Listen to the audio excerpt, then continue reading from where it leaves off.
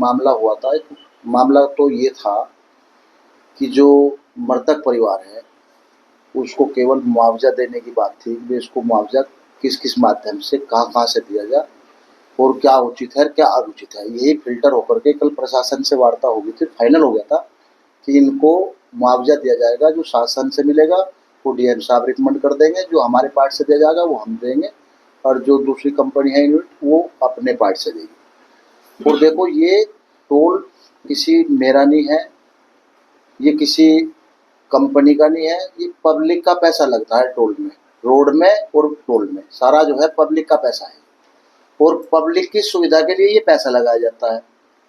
तो मैं इसमें ये कहना चाहूँगा, जैसे कल यहाँ पर जो राजनीति हुई वो बहुत ही बेहद गंभीर मामला है और बड़े ही दुखद मामला है, क्योंकि ऐसी घटना पर इस तरह की राजनीति नहीं होनी चाहिए। अच्छा, मांगेराम त्यागी जी आपकी जांच की मांग कर रहे हैं, क्या मामला है? ये किसी जांच है? नहीं, वो तो जांच की बात है। चलो मांगेराम त्यागी जी कह रहे हैं जांच, मेरी भी जांच हो। देखो इसमें दो आदमी वो मेरे गांव के थे जो कर्मचारी के रूप में यहाँ रखे गए थे, परंतु मेरा सख्त निर्देश था, क्योंकि मैं कानून को कभी अवॉइड नहीं करता। मैंने कहा था कि इसकी आप जांच करा लीजिए, इनका वेरिफिकेशन होगा तभी इनको आप ड्यूटी देना। तो मैंने अपने दोनों मैनेजरों को यही बात कही थी। उन्होंने उसको ड्यूटी नहीं दी, उन्होंने कहा कि भाई आप वेरिफिकेशन करा कर लाइए, जब तक आपकी क्लीन चिट नहीं आएगी तो हम आपको यहाँ ड्यूटी नहीं देंगे। उसी का परिणाम, उसी का जो है मेरे सीनियर मैनेजर को गंभीर चोटें, एक मेरे डिप्टी मैनेजर की हत्या, उसी का परिणाम है।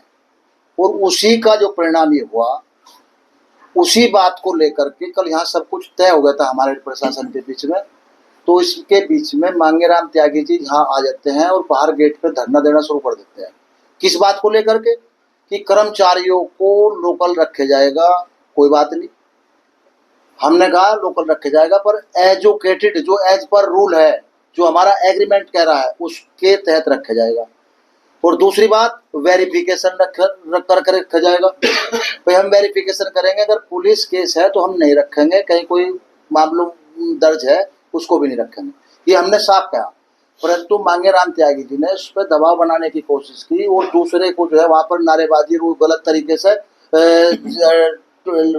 लूज टॉकिंग उसने करने का प्रयास किया। उस लूज टॉकिंग के कारण जो यहाँ माहौल बना, क्योंकि माहौल तो था हत्या का, उन गरीब लोगों का जिनकी जान चली गई, जिनके मुआवजे की बात थी, उसने दूसरे प्रकरण को उठाया। वही प्रकरण तो बाद में भी उठ सकता था। रंगदारी का क्या मामला था? रंगदारी का जो आपने रंगदारी का ये मामला था, एक वर्कर यहाँ पहले से भी लगा हुआ था, एक दो वर्कर जो मांगेराम त्यागी से जो कनेक्ट थे, उन लोगों ने मुझे ये कहा था कि मांगेराम त्यागी भाई हमारे उसका जो है अध्यक्ष है, उसके लिए कुछ गाड़ी के लिए कुछ व्यवस्था कर दो पैसे वैसे की, तो उसका अपना काम चलता रहेगा और उसका भी तेल वेल का गाड़ी नहीं ली और उसके खर्चे हैं यहाँ, उसकी व्यवस्था कर दो।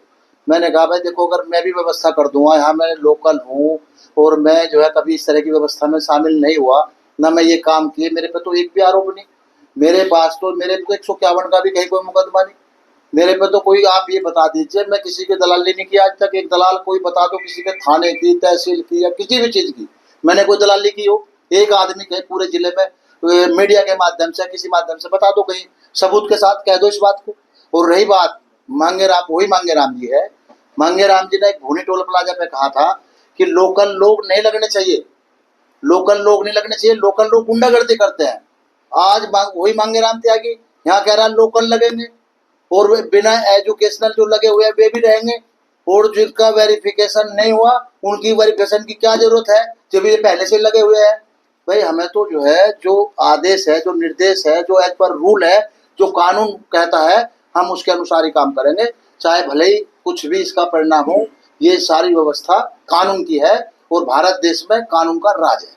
आपने पुलिस को शिकायत की इस मामले की? पुलिस को हमने यहाँ के थाना अध्यक्ष को भी अवगत करा दिया और हमने जो है एसएसपी को भी मेल के माध्यम से अवगत करा दिया, और आज हम जो है रजिस्टर्ड डाक से भी कॉपी उनको भेज रहे हैं। 4 बजे रेलवे की डाक खुलेगी, उससे भी भेज देंगे। परंतु हमारी जो, हमने देखो अपना भी स्टाफ, हम क्या करें, हमारी मजबूरी है। 16 घंटे हमारा टोल बंद रहा, किस कारण से? केवल मांगेराम त्यागी जी के कारण से। वो पैसा किसका गया? पब्लिक का।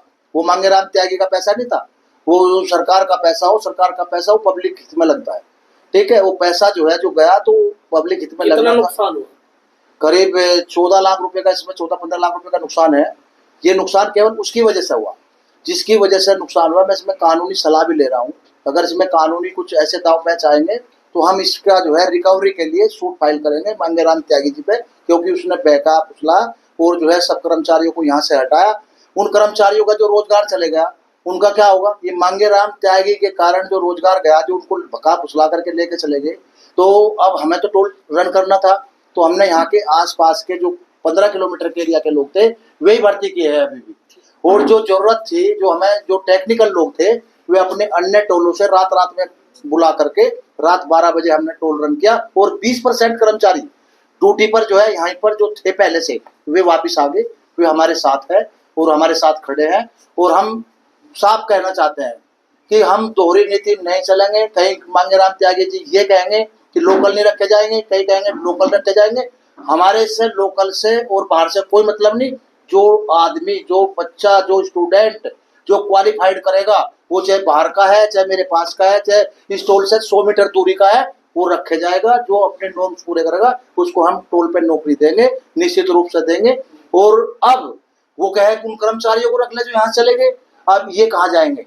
जो दूसरी जो व्यवस्था बन गई, जो यहाँ लोग लग गए, अब उनको कैसे रखे जाएगा? तो उनके रोजगार पर, उनके परिवारों के पेट पर लाठी मारने का काम किया तो मांगेराम त्यागी ने किया।